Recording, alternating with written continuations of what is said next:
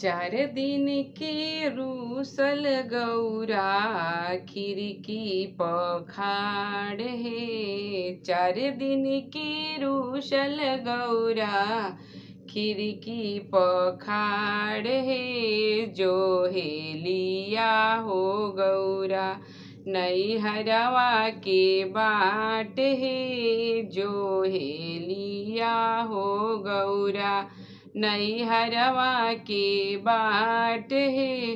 हाथिया चढ़ल अइले गौरा देई के बाबा है। हाथिया चढ़ल अइले गौरा देई के बाबा है। हमारा गौरा बेटी के केतना सीतम है। हमारा गौरा बेटी के केतना सीतम है।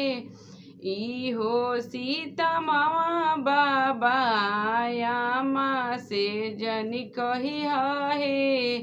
इहो सीतमवा बाबा आमा से जन कही हे। मचिया बैठल आमा नयनवा ढरी है लोरवा है। मचिया बैठल आमा नयनवा ढरी है लोरवा है।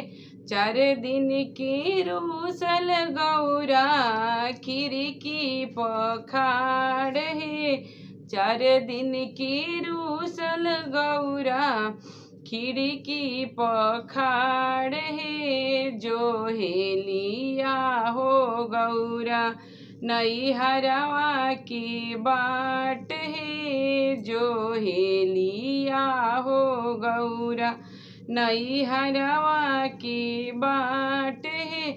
घोड़ावा चढ़ल अइले गौरा देई के भैया है।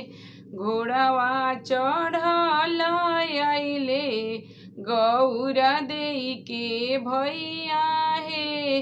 हमारा गौरा बहिनी के केतना सीतम है। हमारा गौरा बहिनी के केतना सीतम है। इहो सीतमवा भैया भाभी से जनी कही हो। इहो सीतमवा भैया भाभी से जनी कही है। राम रसोइया भाभी हंसी है ठाठाई है। राम रसोइया भाभी हंसी है ठाठाई है। चार दिन की रूसल गौरा खिड़की पखाड़ है।